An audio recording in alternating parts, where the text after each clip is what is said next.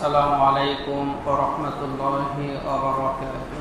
وعليكم السلام ورحمة الله وبركاته. الحمد لله نحمده ونستعينه ونستغفره ونؤمن به ونتوكل عليه ونعوذ بالله من شرور أنفسنا ومن سيئات أعمالنا. من يهده الله فلا مضل له ومن يضلل فلا هادي له ونشهد أن لا إله إلا الله وحده لا شريك له ونشهد أن سيدنا وحبيبنا ومولانا محمدا عبده ورسوله الذي أرسله بالحق بشيرا ونذيرا وداعيا إلى الله بإذنه وسراجا منيرا. فقد قال الله تعالى في كلامه المجيد وفرقان الحميد: أعوذ بالله من الشيطان الرجيم. بسم الله الرحمن الرحيم.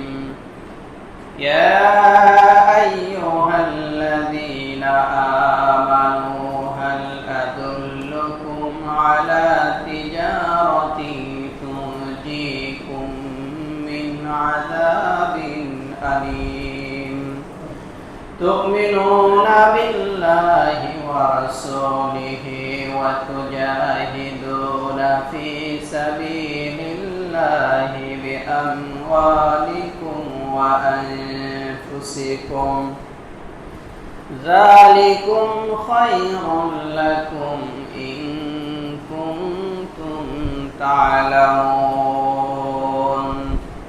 يغفر لكم ذنوبكم ويدخلكم جنات تجري من تحتها الأنهار ومساكن طيبة في جنات عدن ذلك الفوز العظيم.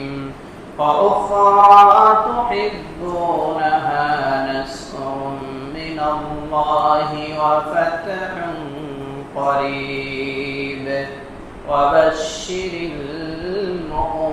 المؤمنين. وقال تعالى في شان رسوله: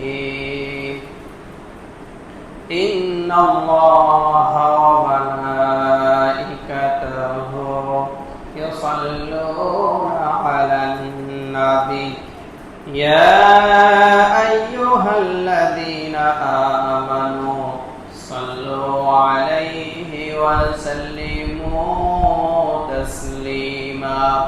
اللهم صل على محمد وعلى آل محمد كما صليت على إبراهيم وعلى آل إبراهيم إنك حميد مجيد.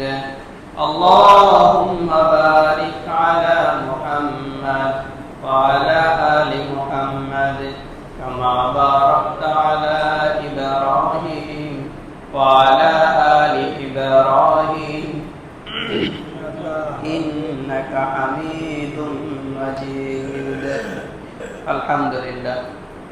আল্লাহ সুবহানাহু ওয়া তাআলার দরবারে অসংখ্য অগণিত শুকর আদায় করছি যে মহান রব্বুল ইজ্জত ওয়াল জালাল আমাদেরকে শারীরিকভাবে সুস্থ থেকে দুনিয়ার সমস্ত ফিতনা ফাসাদ থেকে মুক্ত করে প্রতি সপ্তাহের ন্যায় এই সপ্তাহেও মসজিদে এসে জুমার সালাত আদায়ের জন্য বসা এবং কোরআন ও হাদিস থেকে কিছু কথা বলা ও শোনার তৌফিক যে মহান রব্বুল আলামিন আমাদেরকে দান করলেন, সেই মহান সত্তার দরবারে কালিমাতুশ শুকর আদায় করছি আলহামদুলিল্লাহ।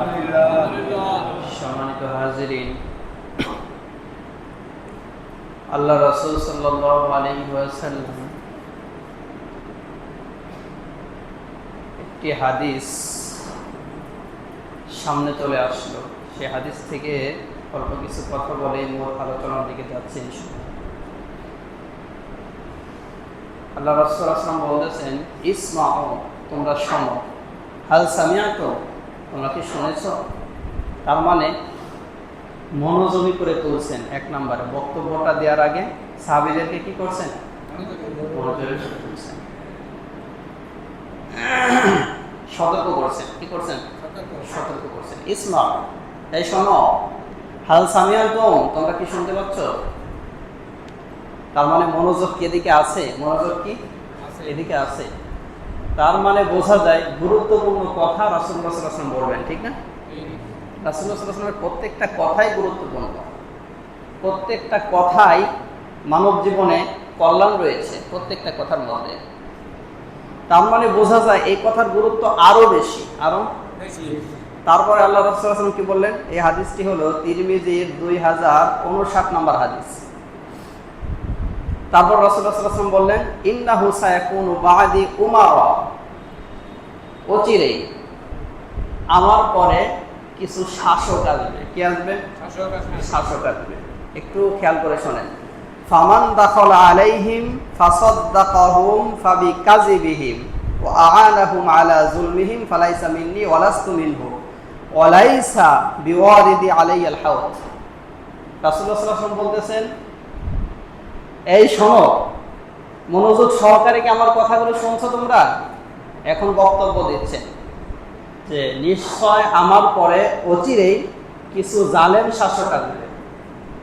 সেই জালেম শাসকদের মিথ্যাকে যারা প্রচার করে বেড়াবে, সমর্থনের মাধ্যমে প্রচার করে বেড়াবে। এক কথায় জালেমদেরকে যারা সমর্থন করবে, কি করবে?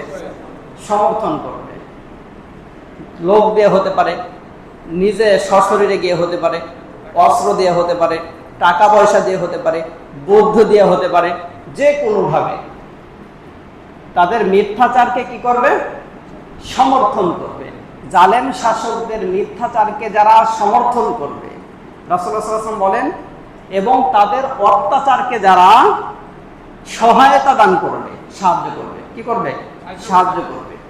সে আমি রাসূলের দলের অন্তর্ভুক্ত নয়।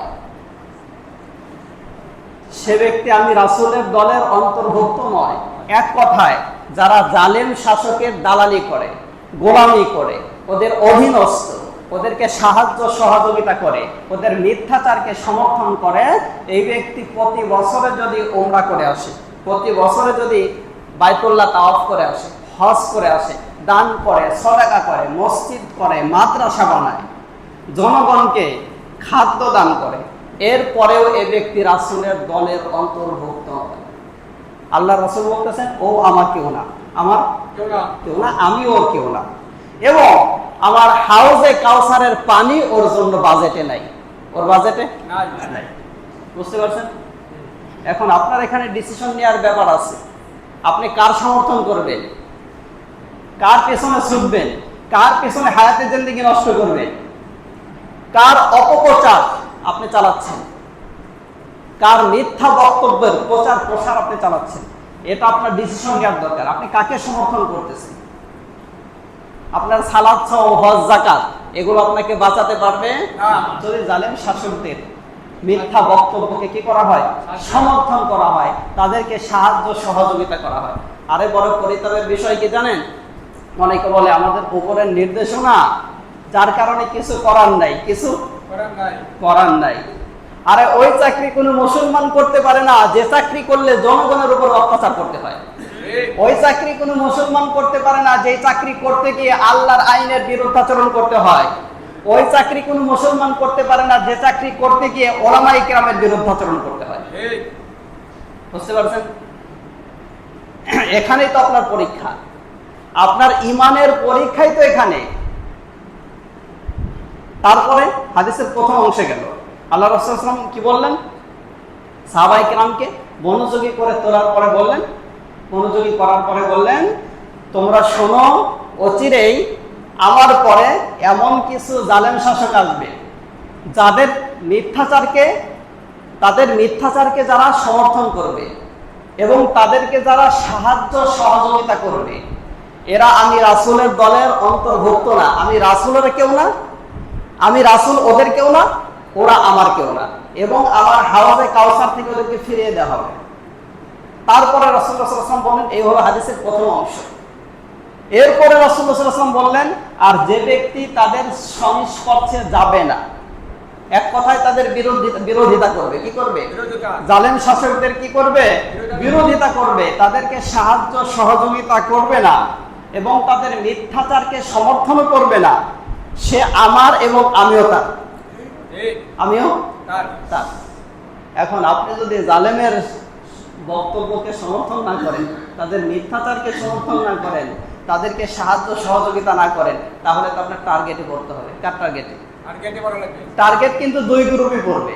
কয় গ্রুপে? মুমিনরাও টার্গেটে পড়বে, কাফেররাও টার্গেটে পড়বে।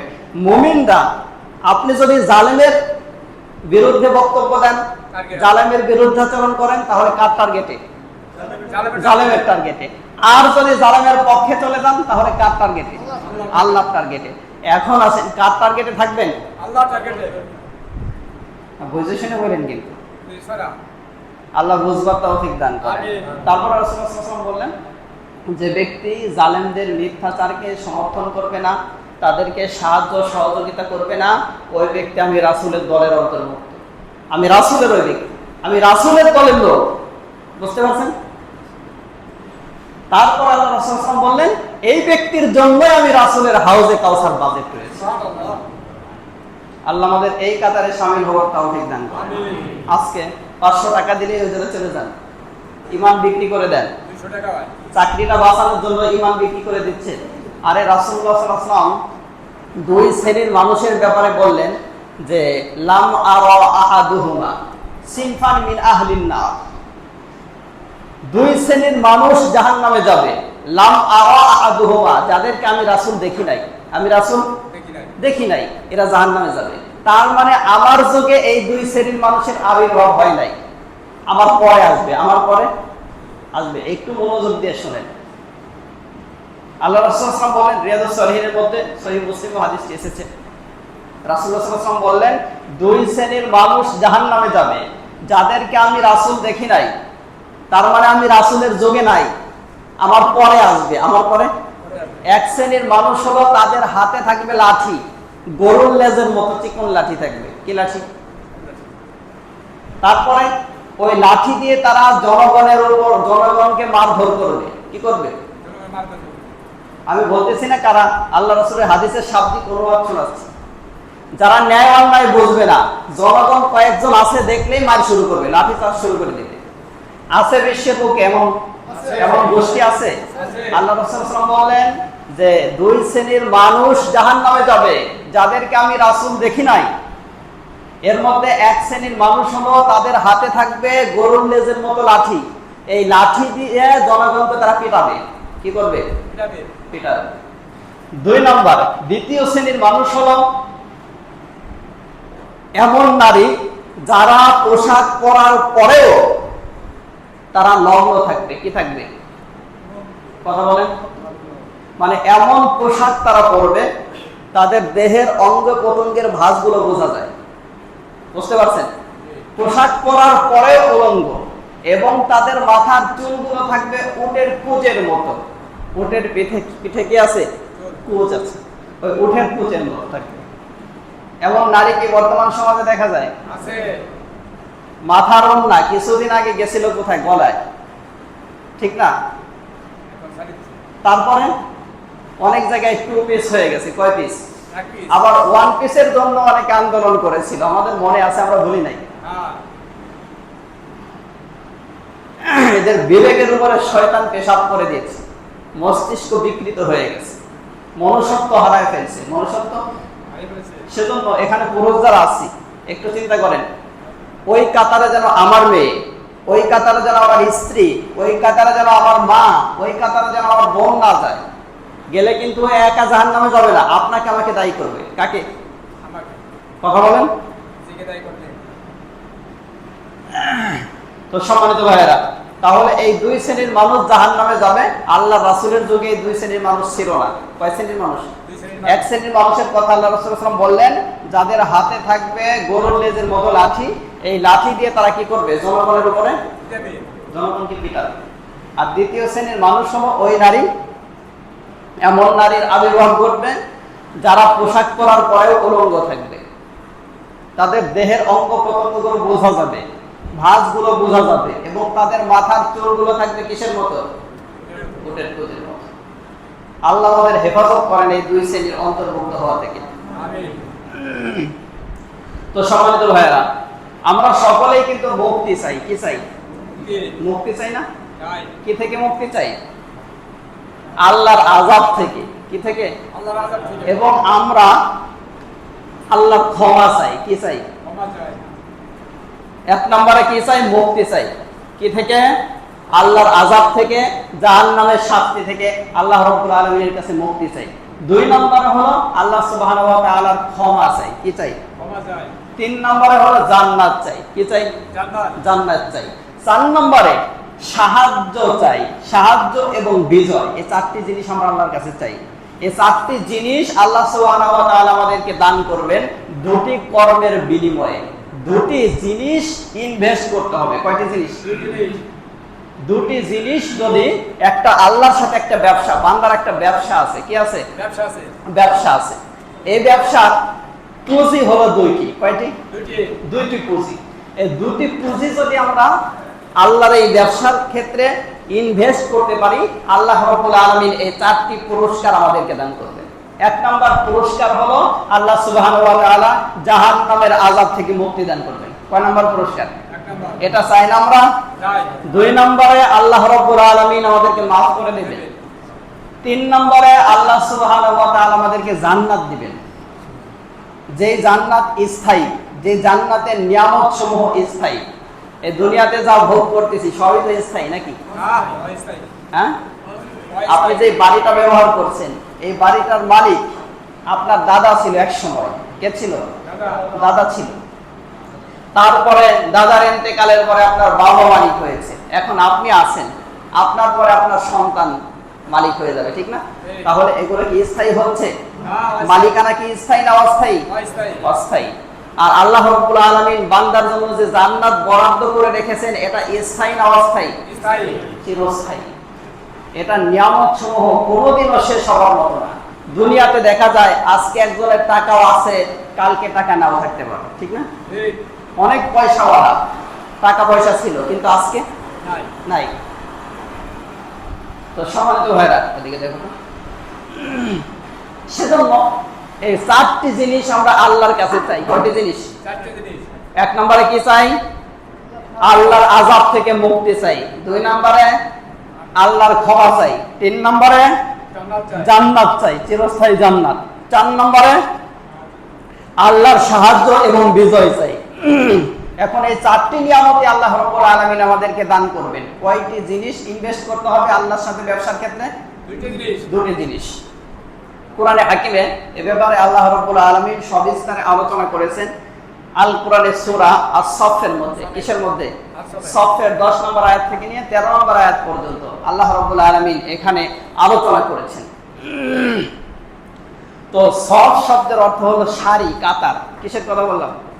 এই যে আপনারা সারিবদ্ধভাবে বসছেন না, এটাকে সাফ বলা হয়। কি বলা হয়? সাফ। তো আল্লাহ রাব্বুল আলামিনের কাছে সবচাইতে পছন্দনীয় কাতার হলো জিহাদের ময়দানে মুজাহিদদের কাতার। কাদের কাতার? এর চাইতে দামি কাতার, এর চাইতে পছন্দনীয় কাতার আর আল্লাহর কাছে দ্বিতীয়টি নেই। তো আল্লাহ রাব্বুল আলামিন বলেন, ইয়া আইয়ুহাল্লাযীনা আমানু হাল আদুল্লুকুম আলা তিজারাতিন তুনজিকুম মিন আযাবিন আলীম। ওহে বিশ্বাসীরা, যারা ঈমান আনয়ন করেছো, ঈমান এনেছো, আমি কি তোমাদেরকে এমন একটি ব্যবসায়ের কথা বলবো না যে ব্যবসা তোমরা করতে পারলে তোমাদেরকে আমি আল্লাহ তাআলা জাহান্নামের শাস্তি থেকে মুক্তি দান করব। ব্যবসার কথা কেন আল্লাহ রাব্বুল আলামিন বললেন? তার মানে হলো দুনিয়াতে রিজকের যত রাস্তা আছে, রিজকের যত রাস্তা আছে, সবচাইতে বেশি রিজিক রয়েছে হলো ব্যবসার মধ্যে। কিসের মধ্যে? এমনও তো ব্যবসায়ী আছে প্রত্যেক ঘন্টায় 5 লাখের উপরে ইনকাম আছে না? আছে। এমন ব্যবসায়ী আছে প্রত্যেক ঘন্টায় 10 লক্ষের উপরে ইনকাম আছে, 10 লাখ টাকার উপরে ইনকাম। আর চাকরিতে কয় লাখ? ও এখন বলতে পারেন অনেকেই, তাহলে তো 5-7 বছর চাকরি করার পরে অমুক রাষ্ট্রে বাড়ি হলো, গাড়ি হলো, এটা কেমনে? ফেরেশতারা দিয়ে গেছে, তাছাড়া হয় কেমনে? ঠিক না? তো সম্মানিত ভাইয়েরা, সেজন্য প্রত্যেকটা আপনি কি ইনকাম করছেন, কোন পথে ইনকাম করতেছেন, কোন পথে খরচ করতেছেন, আপনার যৌবন কোন পথে খরচ করলেন, এটার হিসাব আল্লাহ তাআলার কাছে দিতে হবে। ওই যে হাদিসের মধ্যে এসেছে, আল্লাহ রাসূল সাল্লাল্লাহু আলাইহি ওয়াসাল্লাম বলেন যে 5টি প্রশ্নের উত্তর না দেওয়া পর্যন্ত বনি আদম জায়গায় দাঁড়িয়ে থাকবে, চুল পরিমাণ নড়াচড়া করতে পারবে না, সে সামনেও যেতে পারবে না, পিছনেও যেতে পারবে না হাসরের ময়দানে। 5টি প্রশ্নের উত্তর দিয়েই যাওয়া লাগবে, নড়াচড়া পর্যন্ত করতে পারবে না। 1 নাম্বার, অর্থ কোন পথে উপার্জন হয়েছে? অর্থ 5 বছরে এত বিঘা 100 বিঘা জমির মালিক হয়ে গেল, অমুক রাষ্ট্রে বাড়ি হয়, গাড়ি হয়, অথচ বেতন হয় মাসে 35,000 টাকা, 40,000 টাকা। তো সম্মানিত ভাইয়েরা, এগুলো ফেরেশতারা দিল না কারা দিল? এর হিসাব আল্লাহর কাছে দিতে হবে। কার কাছে? আল্লাহর কাছে। তো সম্পদ খরচ হয়েছে কোন পথে? যাত্রা গানের পেছনে, মানব রচিত আইন যারা প্রতিষ্ঠিত করে তাদের পেছনে, শয়তানের রাস্তায় খরচ হয়েছে না আল্লাহর রাস্তায় খরচ হয়েছে? হিসাব দিতে হবে। কি করতে হবে? আপনি বলবেন আমার সম্পদ আমি যেভাবে ইচ্ছা সেভাবে উপার্জন করব, আবার যেভাবে ইচ্ছা সেভাবে খরচ করব, এই এখতিয়ার আল্লাহ রাব্বুল আলামিন আপনাকে দেন নাই। এই যে অর্থ উপার্জন করার জন্য যে মেধা দরকার হয়, এই মেধা দান করলেন কে? আল্লাহ। কথা বলেন, কে দান করলেন? আল্লাহ দান করলেন। যে শক্তি দরকার হয়, এই শক্তি দান করলেন কে? আল্লাহ রাব্বুল আলামিন দান করলেন। সুতরাং এগুলোর হিসাব দিতে হবে। এগুলো নিয়ামত, এগুলো কি? কথা বলেন, প্রত্যেকটাই নিয়ামত। এই দৃষ্টি শক্তি, এগুলো কার নিয়ামত? আল্লাহর দেয়া নিয়ামত। এই শ্রবণ শক্তি, এটা কার দেয়া নিয়ামত? বাক শক্তি, নিয়ামত কার? আল্লাহ। এই বিবেক, এটা আল্লাহ রাব্বুল আলামিন আমাকে আপনাকে দান করেছে। তারপরে যৌবনের হিসাব দিতে হবে। কিসের? কথা বলেন, হায়াতের হিসাব দিতে হবে। এই 5টি প্রশ্নের উত্তর না দেওয়া পর্যন্ত রাসূলুল্লাহ সাল্লাল্লাহু আলাইহি ওয়াসাল্লাম বলেন বনি আদম জায়গায় দাঁড়িয়ে থাকবে, চুল পরিমাণ নড়াচড়া করতে পারবে না। তো সম্মানিত ভাইরা, যে কথা বলছিলাম যে আল্লাহ রাব্বুল আলামিনের সাথে যে ব্যবসা করতে পারলে ব্যবসায় পুঁজি লাগবে, এই ব্যবসায় পুঁজি লাগবে 2টি। কয়টি? 2টি। পুরস্কার পাওয়া যাবে কয়টি? 4টি পুরস্কার। তাহলে আল্লাহ সুবহানাহু ওয়া তাআলা এই ব্যবসার সাথে তুলনা করলেন, কারণ ব্যবসায় যে লাভবান হওয়া যায় এটা মানুষ খুব সহজেই বোঝে, ভালো করে বোঝে যে ব্যবসায় কি হওয়া যায়? লাভবান হওয়া যায়। এই যে মুদির দোকান খুলে যারা বসে আছে, এমনি এমনি বসে আছে, কিসের জন্য? লাভের আশায় বসে আছে, ঠিক না? লক্ষ লক্ষ টাকা যারা ইনভেস্ট করতেছে, এরা কিসের আশায়? লাভের আশায় ইনভেস্ট করতেছে। তো সম্মানিত ভাইয়ারা, আল্লাহ রাব্বুল আলামিন এখানে ব্যবসার সাথে আমাদের আখিরাতের জিন্দেগিকে ব্যবসার সাথে তুলনা করলেন। আমার বান্দারা, আমি তোমাদেরকে এমন একটা ব্যবসার কথা বলে দেব যে ব্যবসা যদি ওই পুঁজি দিয়ে ইনভেস্ট করে আমি আল্লাহ তাআলার সাথে করতে পারো, আমি আল্লাহ তাআলা তোমাদেরকে 4টি পুরস্কার দান করব। তাহলে এখন আসেন 1 নাম্বার, ইনভেস্ট করতে হবে কি? ইনভেস্ট কি করতে হবে? ইনভেস্ট 1 নাম্বার হলো আল্লাহ রাব্বুল আলামিন বললেন তুমিনুনা বিল্লাহি ওয়া রাসূলিহি, আমি আল্লাহ এবং আমি আমার রাসূলের উপরে ঈমান আনতে হবে। কি করতে হবে? ঈমান আনতে হবে। এই ব্যবসা করতে হলে 1 নম্বরে কি হওয়া লাগবে? ঈমানদার হওয়া লাগবে। আল্লাহ রাব্বুল আলামিন বলেন তুমিনুনা বিল্লাহি ওয়া রাসূলিহি। ব্যবসা শেখাচ্ছেন কে? শেখাচ্ছেন আল্লাহ রাব্বুল আলামিন। 1 নম্বরে আমি আল্লাহ এবং আমার রাসূলের প্রতি বিশ্বাস আনতে হবে। 2 নম্বর হলো ইনভেস্ট করতে হবে কি? ওয়াতুজাহিদুনা ফি সাবিলিল্লাহি বিআমওয়ালিকুম ওয়া আনফুসিকুম। আমি আল্লাহ এবং আমার রাসূলের উপরে ঈমান আনার পরে আমি আল্লাহর রাস্তায় জিহাদ করতে হবে। কি দিয়ে জিহাদ করতে হবে? জান দিয়ে এবং মাল দিয়ে। জান এবং মাল যদি আমি আল্লাহকে দিয়ে দাও, তাহলে আমি আল্লাহ রাব্বুল আলামিন 4টি পুরস্কার তোমাদেরকে দিয়ে দিচ্ছি। কয়টি পুরস্কার? 4টি পুরস্কার। এখন আপনি জানও দিবেন না, মালও দিবেন না, কোনোটাই দিবেন না, আল্লাহর কাছ থেকে 4টি পুরস্কার পাওয়া যাবে? কথা বলেন, পাওয়া যাবে? তো সম্মানিত ভাইয়েরা, এখন আসেন, এই জান কার? কথা বলেন, হায়াত কার? আল্লাহ। আমাকে আপনাকে যে সম্পদ দিয়েছেন তিনি কে? আল্লাহ। এই আল্লাহর দেয়া জান, আল্লাহর দেয়া মাল যদি আল্লাহর রাস্তায় খরচ করা যায়, কার রাস্তায়? আল্লাহর রাস্তায় খরচ করা যায়, তাহলে আল্লাহ সুবহানাহু ওয়া তাআলা এই 4টি পুরস্কার দান করবেন। জান এবং মাল দেওয়ার মাধ্যমেই কল্যাণ আসবে। কি আসবে? আল্লাহ রাব্বুল আলামিন সে কথাই বললেন, যালিকুম খায়রুল লাকুম ইন কুনতুম তা'লামুন। তোমরা যদি জেনে থাকো, বুঝে থাকো, তাহলে এই জান এবং মাল আমি আল্লাহর রাস্তায় দেওয়ার মধ্যেই তোমাদের জীবনে কল্যাণ রয়েছে, যদিও তোমরা জানো না, বুঝো না। তো সম্মানিত ভাইয়েরা, তাহলে যে ব্যক্তি জান এবং মাল আল্লাহর রাস্তায় দিবে, 1 নম্বর পুরস্কার আল্লাহ কি দিবেন? কথা বলেন, বলেছি কিন্তু আল্লাহ রাব্বুল আলামিন জাহান্নামের আগুন থেকে মুক্তি দান করবেন। তারপরে ইয়াগফির লাকুম যুনুবাকুম, আল্লাহ রাব্বুল আলামিন আমাদের জীবনের সমস্ত গুনাহ মাফ করে দিবেন। কি করে দিবেন? সমস্ত গুনাহ আল্লাহ সুবহানাহু ওয়া তাআলা মাফ করে দিবেন। তারপরে ওয়ায়ুদখিলকুম জান্নাতিন তাজরি মিন তাহতিহাল আনহার, আল্লাহ সুবহানাহু ওয়া তাআলা বলেন, আমি তোমাদেরকে এমন জান্নাতের মধ্যে প্রবেশ করাবো যার নিয়ামত সমূহ স্থায়ী। যার নিয়ামত সমূহ স্থায়ী। এই দুনিয়াতে যা কিছু আমরা ভোগ করতেছি কোনোটাই কিন্তু স্থায়ী না, কোনোটাই স্থায়ী না। ওই যে কথা কিছুক্ষণ আগে বলেছি, আপনার সম্পদ স্থায়ী না, আপনার সন্তানও স্থায়ী না, আপনার জীবনও স্থায়ী না। স্থায়ী নাকি? স্থায়ী না, কিছু স্থায়ী না। কিন্তু আল্লাহ রাব্বুল আলামিন কি করবেন? এই ব্যবসা করতে পারলে এমন জান্নাতের মধ্যে প্রবেশ করাবেন যে জান্নাতের নিয়ামত সমূহ স্থায়ী। আর জান্নাতের কি নিয়ামত আছে এটা কোনো মানুষও কল্পনা করতে পারে না। ওই যে মেরাজের হাদিস থেকে শুনিয়েছিলাম সহিহ মুসলিমের, আল্লাহ রাসূল সাল্লাল্লাহু আলাইহি ওয়াসাল্লাম মেরাজের রজনীতে গেলেন, সিদরাতুল মুনতাহা দেখলেন। কি দেখলেন? সিদরাতুল মুনতাহা, বড়ই গাছ। বড়ই গাছের দিকে তাকিয়ে দেখলেন এক একটা বড়ই গাছের পাতা হাতির কানের মতো। কিসের মতো? হাতির কানের মতো। চিন্তা করছেন আমাদের দেশের বড়ই গাছের পাতা কতটুকু? 10 ইঞ্চি, আরো ছোট না? 1.5 ইঞ্চি, 2 ইঞ্চি, ঠিক না? 3 ইঞ্চি সর্বোচ্চ। আর জান্নাতের বড়ই গাছের পাতার সাইজ কি? হাতির কানের মতো। চিন্তা করছেন? তাহলে বড়র সাইজ কেমন হতে পারে? রাসূলুল্লাহ সাল্লাল্লাহু আলাইহি ওয়াসাল্লাম বললেন এক একটা বড়র সাইজ হলো মটকার মতো। কিসের মতো? মটকা চিনেন? ছোটবেলায় আমরা দেখেছি মানুষ ধান ঢোকাইতো মটকার মধ্যে। কিসের মধ্যে? হ্যাঁ, এই তো কোলা, এই শব্দটা বের হয়ে আসছে। এটা আমাদের গ্রামে প্রচলিত না?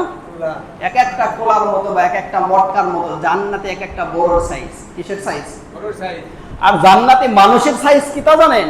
আল্লাহ রাসূল সাল্লাল্লাহু আলাইহি ওয়াসাল্লাম বললেন যে আদম আলাইহিস সালাতু ওয়াস সালামের যে উচ্চতা ছিল 60 হাত। কয় হাত? 60 হাত। 70 সিরা। এক একটা মিশকাতের মধ্যে হাদিস আছে, এক একটা জান্নাতি মানুষের উচ্চতা হবে 60 হাত। কয় হাত? 60 হাত। চিন্তা করছেন? তার মানে আমাদের আদি পিতা আদম আলাইহিস সালাতু ওয়াস সালামের উচ্চতা কত হাত? 60 হাত। তাদের সন্তানদের বয়স মানে উচ্চতা হবে জান্নাতের মধ্যে কয় হাত? 60 হাত। চিন্তা করছেন? এগুলো কখনো কল্পনা করছেন? তারপরে হাদিসে কুদসির মধ্যে রয়েছে আ'দাতু লিইবাদিয়াস সলিহিন, আল্লাহ সুবহানাহু ওয়া তাআলা বলেন যে আমি জান্নাতকে প্রস্তুত করে রেখেছি আমার নেককার বান্দাদের জন্য। কিসের জন্য? নেককার বান্দাদের জন্য। কাদের জন্য জান্নাতকে প্রস্তুত করে রেখেছেন আল্লাহ? নেককার বান্দাদের জন্য।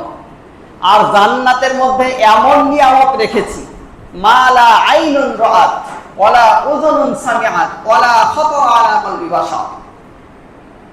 রাসূলুল্লাহ সাল্লাল্লাহু আলাইহি ওয়াসাল্লাম বলেন, আল্লাহ সুবহানাহু ওয়া তাআলা বলতেছেন যে জান্নাত আমি আমার নেককার বান্দাদের জন্য তৈরি করে রেখেছি, আর জান্নাতের মধ্যে এমন নিয়ামত রেখেছি যা কোনো দৃষ্টি জীবনে দেখে নাই, কোনো চোখ জীবনে দেখে নাই, এমন নিয়ামত রাখছি যেটার সাউন্ড কোনো কান আজ পর্যন্ত শুনে নাই। এত অমায়িক, এত চমৎকার, কোনো বিবেকও কল্পনা করতে পারে নাই। তো এমন নিয়ামত আমি আল্লাহ রাব্বুল আলামিন জান্নাতের মধ্যে রেখেছি।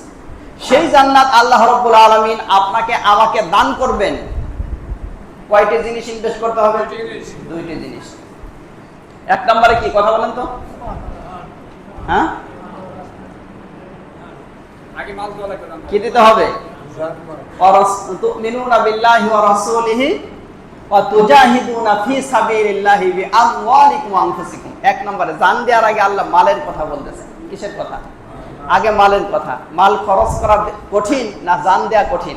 গান দেওয়া কঠিন। কথা বলেন তো, কোনটা কঠিন? আল্লাহ এবং রাসূলের উপরে ঈমান এনে দুটি জিনিস ইনভেস্ট করতে হবে, মাল এবং জান। এই দুটি জিনিস যদি আল্লাহর রাস্তায় দিয়ে দেয়া যায় তাহলে আল্লাহ রাব্বুল আলামিন 4টি পুরস্কার দান করবেন। এক নম্বরের কথা কি বলেছি? জাহান্নাম থেকে আল্লাহ মুক্তি দান করবেন। দুই নম্বরে কি বলেছি? আল্লাহ রাব্বুল আলামিন আমাদেরকে মাফ করে দিবেন। আমাদের জীবনের যত গুনাহ আছে আল্লাহ রাব্বুল আলামিন কি করবেন? আরে আল্লাহর রাস্তায় গিয়ে, আল্লাহর দ্বীনকে প্রতিষ্ঠিত করতে গিয়ে যদি কারো মৃত্যু হয়, এপারে জান্নাত, এপারে মৃত্যু, ওপারে জান্নাত। বুঝতে পারছেন? আল্লাহর রাস্তায় যদি কারো মৃত্যু হয়ে যায় তাহলে এপারে মৃত্যু, ওপারে আল্লাহর জান্নাত অপেক্ষা করতেছে। রাসূলুল্লাহ সাল্লাল্লাহু আলাইহি ওয়াসাল্লাম উনার একজন সাহাবী হযরত ওমর রাদিয়াল্লাহু আনহু, ওনার নাম শুনেছেন? হ্যাঁ, যার ব্যাপারে রাসূলুল্লাহ সাল্লাল্লাহু আলাইহি ওয়াসাল্লাম বলেছেন, ওমর তুমি যে রাস্তা দিয়ে হেঁটে যাও শয়তান ওই রাস্তা দিয়ে হাঁটতে সাহস পায় না, শয়তান ওই রাস্তা দিয়ে হাঁটে না। তো এখন আসেন, সেই ওমর রাদিয়াল্লাহু আনহু জীবিত থাকা অবস্থায় যে 10 জন সাহাবীর ব্যাপারে আল্লাহ রাব্বুল আলামিন জান্নাতের সার্টিফিকেট দিয়েছিলেন, এর মধ্যে একজন হযরতে ওমর রাদিয়াল্লাহু আনহু। সেই ওমর রাদিয়াল্লাহু আনহু তিনি দোয়া করতেন, আল্লাহ আমাকে শাহাদাতের মৃত্যু দান করো। কিসের মৃত্যু? শাহাদাতের মৃত্যু দান করো। কারণ কি? যারা আল্লাহর রাস্তায় আল্লাহর দ্বীনকে প্রতিষ্ঠিত করতে গিয়ে যাদের মৃত্যু হয় এদেরকে আল্লাহ রাব্বুল আলামিন মৃত বলতেও নিষেধ করেছেন। কি করতে? আল্লাহ রাব্বুল আলামিন বলেন, ওয়ালা তাকুলু লিমান ইউকতালু ফি সাবিলিল্লাহি আমওয়াত বাল আহইয়াউ ওয়ালাকিন লা তাশউরুন। আল্লাহ রাব্বুল আলামিন বলেন, আমার রাস্তায় যারা মৃত্যুবরণ করে তাদেরকে তোমরা মৃত বলো না। আমার রাস্তায় যারা জীবন দেয় আমার দ্বীনকে প্রতিষ্ঠিত করতে গিয়ে তাদেরকে তোমরা মৃত বলো না, তারা জীবিত। তারা কি? জীবিত। ওয়ালাকিন লা তাশউরুন, কিন্তু তোমরা টের পাও না। আরাকাতের মধ্যে আল্লাহ রাব্বুল আলামিন বলেন, আমার রাস্তায় যারা ইন্তেকাল করে, মৃত্যুবরণ করে তাদেরকে তোমরা মৃত বলো না, তাদেরকে আমি আল্লাহ রাব্বুল আলামিন রিজিকের ব্যবস্থা করে থাকি। কিসের ব্যবস্থা করেন? আল্লাহ রিজিকের ব্যবস্থা। সেজন্য হযরতে ওমর রাদিয়াল্লাহু আনহু উনিও আল্লাহর কাছে দোয়া করতেন, আল্লাহ আপনার রাস্তায় আমাকে শাহাদাতের মৃত্যু দান করেন। কিসের মৃত্যু? শাহাদাতের মৃত্যু। শাহাদাতের মৃত্যুর চাইতে শ্রেষ্ঠ মৃত্যু আর হতে পারে না। কিন্তু আজকে ম্যাক্সিমাম মানুষ আল্লাহর রাস্তা কোনটা এটাই তো বোঝে না, শয়তানের রাস্তায় ম্যাক্সিমাম পরিচালিত। তো সম্মানিত ভাইয়েরা, 3 নাম্বার পুরস্কার আল্লাহ কি দান করবেন? চিরস্থায়ী জান্নাত দান করবেন, যেটা নিয়ামত সমূহ চিরস্থায়ী। 4 নাম্বার, আল্লাহ রাব্বুল আলামিনের সাহায্য এবং বিজয় পাওয়া যাবে। কি পাওয়া যাবে? সাহায্য এবং নাসরুম মিনাল্লাহি ওয়া ফাতহুন করিব। আল্লাহ তাআলার সাহায্য আমরা চাই কি চাই না? বিজয় চাই কি চাই না? এই দুটি জিনিস পাওয়া যাবে। দেখেন সাহাবায়ে কেরাম আল্লাহ রাব্বুল আলামিনের পক্ষ থেকে সাহায্য প্রাপ্ত কিভাবে হয়েছেন। হযরতে সাদ বিন আবি ওয়াক্কাস রাদিয়াল্লাহু আনহু উনি যখন মুসলিম সেনাবাহিনীদেরকে নিয়ে পারস্যে আসলেন বিজয় করা, পারস্য বিজয় করার জন্য, পারস্য বিজয় করে একটা পর্যায়ে তিনি মুসলিম সেনাবাহিনীদেরকে নিয়ে আফ্রিকার জঙ্গলে যাচ্ছেন কালিমার দাওয়াত পৌঁছানোর জন্য, দিনকে প্রতিষ্ঠিত করার জন্য। ওনার সাথে আছেন মুজাহিদরা, মুসলিম মুজাহিদরা আছেন সাথে। তো একটা পর্যায়ে সামনে গিয়ে পড়লো হলো দরিয়া, বিশাল দরিয়া পড়লো। উনি যেহেতু সেনাপতি ছিলেন, উনি মুজাহিদদেরকে বললেন, তোমরা কি চাও আমরা যে দরিয়া পার হব, লঞ্চ স্টিমার জাহাজ কোনোটাই তো নাই, তোমরা কি চাও যে আল্লাহর কালিমার দাওয়াত এই পর্যন্ত স্টপ হয়ে যাক, নাকি দরিয়ার ওপারে পৌঁছে যাক, তোমরা কি চাও? তখন সাহাবায়ে কেরাম বললেন, আমরা চাই অবশ্যই আল্লাহর দ্বীন প্রতিষ্ঠিত হোক আফ্রিকার জঙ্গলে। তখন সাদ বিন আবি ওয়াক্কাস রাদিয়াল্লাহু আনহু মুজাহিদদেরকে লক্ষ্য করে বললেন, প্রস্তুতি গ্রহণ করো। কি গ্রহণ করো? প্রস্তুতি গ্রহণ করো। আমাদের তো লঞ্চ স্টিমার শিপ জাহাজ কোনোটাই নাই। তো যারা ঘোড়ার পিঠে আছো, যারা উটের পিঠে আছো, ঝাঁপিয়ে পড়ো এই উত্তাল সমুদ্রের মধ্যে, ঝাঁপিয়ে পড়ো। এবং সাদ বিন আবি ওয়াক্কাস রাদিয়াল্লাহু আনহু তিনি এই দোয়া করলেন, নাস্তাঈনু বিল্লাহি ওয়া নাতাওয়াক্কালু আলাইহি, হাসবুনাল্লাহু নি'মাল ওয়াকিল, নি'মাল মাওলা ওয়া নি'মান নাসির। এই দোয়া পড়ে তিনি সমুদ্রের মধ্যে ঝাঁপিয়ে পড়লেন। এই অন্ধকার রাত ওনারা সমুদ্র পার হয়ে গেলেন। এমন অবস্থা হলো যে মুসলিম সেনাবাহিনীদের একটা পানির পাত্র দরিয়া নিতে পারে নাই, মানুষ মরা তো দূরের কথা, তারা নিরাপত্তার সাথে পার হয়ে গেল। এবার কাফেরেরা ওরা চিন্তা করতে লাগলো যে কি ব্যাপার, ওরা দরিয়া পার হলো কি দিয়ে? ওদের মাথা নষ্ট হয়ে গেল। কি নষ্ট হলো? এই আপনারা কিছুদিন আগে দেখেছেন যে যখন নাকি, এখন তো আফগানের পক্ষে অনেকেই কথা বলে, কিন্তু যখন তাদের সময় খারাপ ছিল তখন হলুদ মিডিয়ার সাংবাদিকরা সব সময়ের জন্য নিউজ করেছে এদের বিপক্ষে, ঠিক না? এখন সময় ভালো তো এখন পক্ষে কথা বলে, যখন সময় খারাপ ছিল তখন তাদেরকে জঙ্গি, উগ্রবাদী, তারপরে হলো ভ্যালুলেস, বিভিন্ন রকমের কটাক্ষ তাদের ব্যাপারে করা হয়েছে। এখন সময় ভালো হয়েছে, এখন তাদের পক্ষেই গুণগান গায়, ঠিক না? তখন কাফেরদের মাথা নষ্ট হয়ে গেল, কিরে এরা এই দরিয়া পার হলো কি করে? কি হলো? আচ্ছা, যেহেতু পার হয়েছে তাহলে ওদেরকে আমাদের আর যুদ্ধ করতে হবে না, ওদেরকে জঙ্গলের যে হিংস্র বাঘ, ভাল্লুক, সিংহ আছে এগুলোই খেয়ে নিঃশেষ করে ফেলবে, ওদেরকে এক সাইড করে রাখা, যাতে করে ওরা বন জঙ্গল ভেদ করে বের না হতে পারে, এদেরকে চাপিয়ে রাখা হলো। আর বলা হলো কাফেরদের পক্ষ থেকে, তোমরা এখানে রাত্রি যাপন করতে থাকো। সাদ বিন আবি ওয়াক্কাস রাদিয়াল্লাহু আনহু সাহাবীদেরকে বললেন যে তোমরা এই জঙ্গলের মধ্যে, বনের মধ্যে একটা মঞ্চ কায়েম করো। কি কায়েম করো? মঞ্চ কায়েম করো। আর এই দৃশ্যগুলা কাফেরেরা দেখতেছে, এদের মাথা খারাপ হয়ে গেছে, 14 গোষ্ঠীর মাথা খারাপ, বুঝতে পারছেন? তো মঞ্চ কায়েম করা হলো। মঞ্চ কায়েম করার পরে সাদ বিন আবি ওয়াক্কাস রাদিয়াল্লাহু আনহু তিনি ওই মঞ্চের উপরে উঠে ভাষণ দেওয়া শুরু করলেন। আইয়াতুহাস সিবা আল হাশারাত নাহনু আসহাবু রাসূলিল্লাহি সাল্লাল্লাহু আলাইহি ওয়াসাল্লাম, ওহে বনের হিংস্র প্রাণী, বাঘ, ভাল্লুক, সিংহ যারা আছো, কান খাড়া করে শোনো, আমরা আল্লাহর রাসূলের সাহাবী, আমরা আল্লাহর দ্বীনকে প্রতিষ্ঠিত করার জন্য এসেছি। সুতরাং তোমরা এরিয়া ছেড়ে অন্যত্র চলে যাও, এরিয়া ছেড়ে অন্যত্র চলে যাও, আমরা এখানে রাত্রি যাপন করব। ফামা ওয়াজাদনা বা'দু কাতালনা, আমার এই বক্তব্য দেওয়ার পরে যদি তোমাদের কাউকে পাই তাহলে তোমাদেরকে হত্যা করা হবে। কি করা হবে? হত্যা করা হবে। এবার ওই কাফেরেরা এই দৃশ্য দেখতেছে, কত বড় মাথা খারাপের গোষ্ঠী যে বন্য প্রাণীদের সাথে কথা বলে, ওরা কি ভাষা বোঝে? তো সম্মানিত ভাইয়েরা, সাদ বিন আবি ওয়াক্কাস রাদিয়াল্লাহু আনহু এর ভাষণ দেওয়ার পরে দেখা গেল সাপের কাতারে সাপ, বাঘের কাতারে বাঘ, সিংহের কাতারে সিংহ, যার যার আন্ডা বাচ্চা নিয়ে সব দৌড়ে পালাচ্ছে, জায়গা খালি করে দিয়েছে। তো সম্মানিত ভাইয়েরা, আল্লাহর সাহায্য আসবে কি আসবে না? কথা বলেন। আল্লাহর সাহায্য আসবে ইনশাআল্লাহ। তাহলে আল্লাহকে যদি আমরা দুটি জিনিস দিতে পারি, কয়টি জিনিস? দুটি জিনিস দিতে পারি।